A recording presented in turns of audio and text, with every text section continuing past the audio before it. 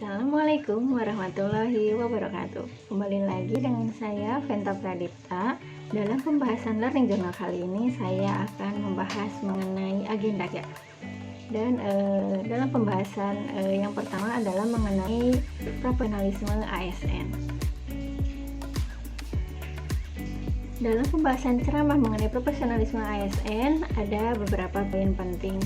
Tapi sebelum membahas lebih lanjut, saya akan membahas definisi terlebih dahulu. Yang pertama, definisi mengenai profesi. Profesi merupakan bidang pekerjaan yang dilandasi dengan pendidikan keahlian tertentu.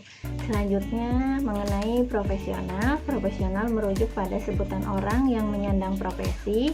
Selanjutnya, profesionalitas yang memiliki arti sebutan terhadap kemampuan sikap anggota suatu profesi terhadap profesinya. Dan yang terakhir mengenai definisi dari profesionalisme, yaitu mutu, kualitas, dan tindak tanduk yang merupakan ciri suatu profesi atau orang yang profesional. Jadi dalam membangun profesionalisme PNS ada standar kompetensi jabatan yang tertuang dalam Permenpan nomor 38 tahun 2017, yaitu mengenai yang pertama manajerial, yang kedua teknis, dan yang terakhir sosiokultural. Tapi selain dalam mengembangkan kompetensi sesuai dengan Undang-Undang Nomor 5 Tahun 2014 tentang ASN, PNS, dan P3K, yang harus dituntut profesional harus memiliki kompetensi, lalu harus beretika, harus berkinerja, dan yang terakhir menjaga martabat. Selanjutnya mengenai fungsi ASN dalam NKRI.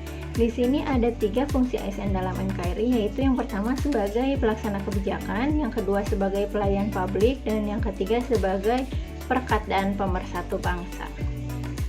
Kita bahas yang pertama ada sebagai pelaksana kebijakan.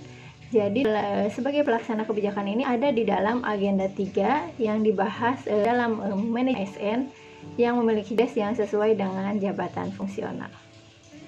Jadi salah satu tujuan dari manajemen ASN adalah untuk mewujudkan birokrasi yang profesional dalam menghadapi tantangan. Undang-Undang Nomor 5 Tahun 2014 tentang ASN merupakan dasar dalam manajemen aparatur sipil negara yang mempunyai tujuan untuk membangun ASN yang memiliki integritas, profesional, dan netral serta bebas dari intervensi politik, juga bebas dari korupsi, kolusi, dan nepotisme, serta mampu menyelenggarakan pelayanan publik yang berkualitas bagi masyarakat. Selanjutnya ada sebagai pelayan publik. Jadi pelayanan publik ini ada di dalam agenda 3 dibahas dalam materi pelayanan publik, bahwa memberikan pelayanan sesuai dengan kefungsionalan yang dimiliki. Dalam melayani publik harus memiliki prinsip pelayanan prima. Pelayanan publik diatur dalam Undang-Undang Nomor 25 Tahun 2009 tentang pelayanan publik, yaitu kegiatan atau rangkaian kegiatan dalam rangka pemenuhan kebutuhan pelayanan sesuai dengan perundang-undangan bagi setiap warga negara dan penduduk atas barang, jasa, dan atau pelayanan administratif yang disediakan oleh penyelenggara pelayanan publik. Dan yang terakhir ada sebagai perekat dan pemersatu bangsa, yang dalam agenda ketiga dibahas dalam materi WOG yang memiliki sistem dengan tujuan bukan untuk memiliki data masing-masing, tapi digunakan untuk berkolaborasi. Selanjutnya di sini sebelum saya menutup learning journal kali ini ada video ilustrasi mengenai kode etik PNS dari Komisi Aparatur Sipil Negara. Jadi selamat menonton.